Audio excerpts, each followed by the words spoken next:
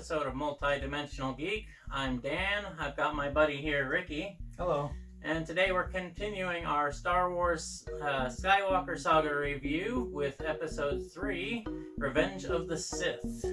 Yeah, this one takes place a little bit during the Clone Wars. Yeah, it's towards the end of the Clone Wars. And Obi-Wan and Anakin Skywalker are out on adventures trying to capture Count Dooku, and they eventually find him. Yep. They're trying to rescue Emperor, or not Emperor yet, Palpatine from the Trade Federation at the beginning of the movie. And so in the end, Anakin ends up beheading Count Dooku. Yeah, and then they make a narrow escape, but they run into another villain named Grievous. General Grievous. General Grievous. The cyborg. Yeah, but meanwhile, while all this is going on, there's some plots being stirred by Mr. Palpatine. Oh, there's always a lot of plots stirred by Palpatine. He's he thinks that he found himself a new apprentice, and he keeps telling Mr. Anakin that he can give him the world, so to speak. Yep. Anakin finds out at the beginning of the movie that Padme's pregnant with his baby. Yeah, but then he starts having visions of her losing her life during childbirth. Yep, and of course Palpatine uses that to sway his favor, saying that he can help save her life.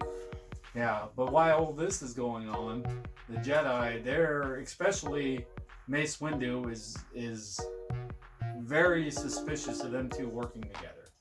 Yeah, they already have suspicions about a Sith Lord pulling strings, and they're just not sure who it is.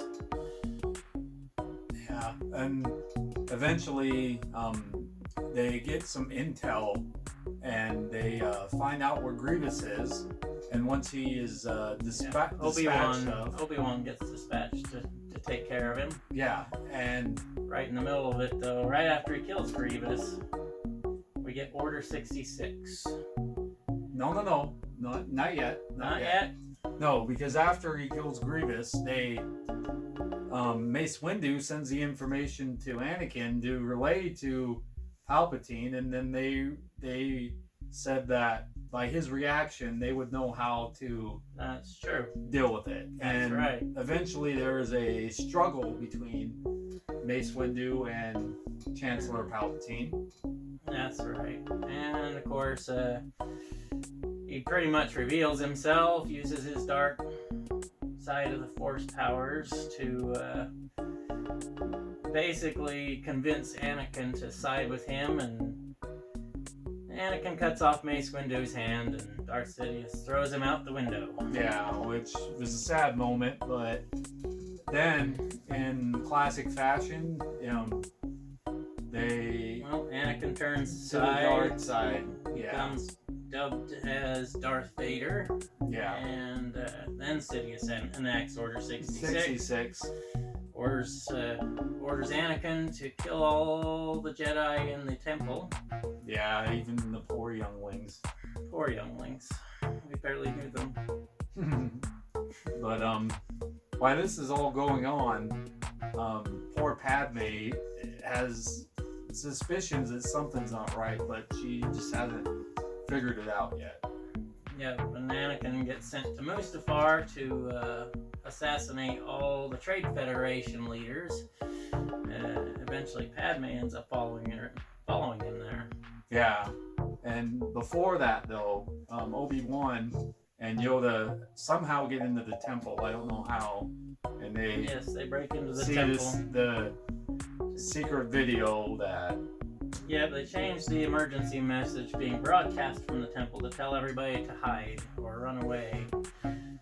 And eventually Anakin questions her. I mean, not Anakin, sorry.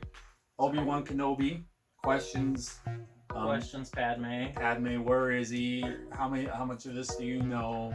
You know. Yeah, he ends up hiding in her ship when she goes to find him.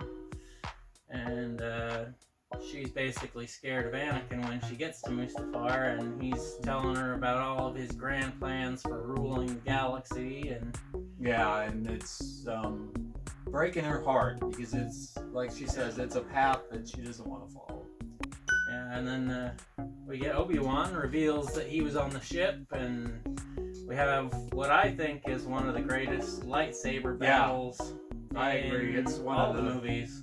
Yeah, and while that lightsaber battle's going on, Yoda kind of confronts Darth Sidious and says, "I heard you have a new apprentice," and they have a little scuffle. Yep, and of course, at the end, Yoda ends up retreating because Darth Sidious just is too powerful for him. Yeah, and in the midst of all this, he calls like an emergency meeting to the Senate, and he basically declares now that there is a galactic empire.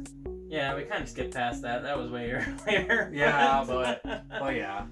But essentially, and that lightsaber battle, of course, glorious on Mustafar, ends in Anakin getting his legs and other arm chopped off. Yeah, and slowly burnt to death. Which that scene is so heartbreaking for Obi-Wan, because he the last, like we've reviewed in the other two movies, he's cared for Anakin for all these years and he thought of him as his brother, and it just breaks his heart to have to do that. Yep, definitely broke my heart. So after Obi-Wan defeats Anakin, he takes Padme to an undisclosed base. Looks like it was on a moon or somewhere. She has the babies and gives them the names Luke and Leia. Yeah, which unfortunately we didn't find out it was twins till the end. Yep, you find out when they're examining her, when the droids are examining her, that it's twins. And she loses the will to live. I think she's heartbroken, and she does pass away. You know. Yeah. And meanwhile, which is good editing, by the way, on this, he's turning into Darth Vader, Palpatine, and he's suffering. And starts to build him a new body, basically. Yeah, and he's suffering as she's suffering at the same time. So it's good editing on their part showing that. But yeah, he eventually turns into Mr. Big, huh? Yep, he turns into Mr. Big. Yeah, which even watching it today is still pretty cool. I mean, not the same effect as the first time we saw it in theaters, but yeah. Then we see Padme's funeral, the only sighting of Jar Jar Binks in this movie that we remember. Yeah. And then we watch as the babies get separated. One goes to Senator Organa. Yeah, and the other goes to Tatooine, where Uncle Owen and Aunt Beru take in Luke. And that's when the credits end. And then the credits roll. Oh, that's it. We'll see you tomorrow. Just kidding. No, so yeah, he's kidding. What was your take on it from the past to now? I've always loved this one. It's always been my favorite of the prequels. I mean, like I said, that lightsaber duel is probably one of my favorite lightsaber duels of all the movies. The score in this movie is also really good. I think out of the prequels, I think the score in this one's the best. Yeah, and I actually would put it up against some of the original scores from the first three movies. Yeah. Because it is very good. It's very the scene when all the Jedi are dispatched of and Order 66 happens. That song's heartbreaking. Yes. Because the Jedi don't see it coming. But compared to when I saw it the first time, I think I pretty much like it exactly the same. Yeah, me too. Rewatching it is fun, and like I said earlier, I was never really into this series until the second and the third one, but I have no change. I give this one a 3. Yeah, same here, a 3. It's better. The series got progressively better as it went on, and like Dan says, I love the lightsaber battle there at the end, and nice that they put in Duel of the Fates. Yeah, there's Halfway a little through, Duel there's of a Fates little in bit there. so a callback to episode 1. There's a lot of callbacks with the music, because you get Luke's theme and you get Leia's theme in there, interspaced in little spots. Yeah, and some of my favorite scenes are obviously that battle. And as a fan of pro wrestling, the character turn that Anakin had is so pro wrestling, because it just kind of comes out of nowhere.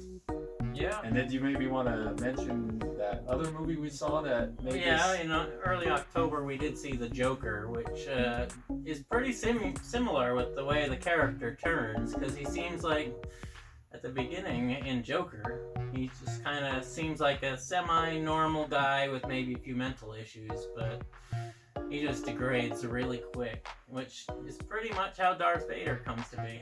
Yeah, Anakin's mind kept getting twisted and twisted as these 3 movies go. And there was just one little thing that set him off, and that was the end of it. Yeah, and the way that Palpatine groomed him, I mean, unfortunately makes him an evil genius. I mean, he knew what he was doing, but like Dan says, I give it 3 stars. Yep, 3 stars across the board for this one. Now we will move on to the next section. Now the original trilogy is next, which I like those better, especially the second one, which I know a lot of people like the second one a lot. Hard to pick my favorite among all 8, but definitely some great Star Wars coming up in the next few days as we continue our series here. So stay tuned tomorrow for our next episode in the Skywalker Saga review. If you like the video, hit that like button. Consider subscribing if you're not subscribed already. Leave a comment below, or share it with your friends. I always forget to do that. There's links below if you want to help support the channel. You can follow me on Instagram, Facebook, and Twitter. I try to post there as often as I can. And until tomorrow, make your life more fun by keeping it multidimensional. Catch you later.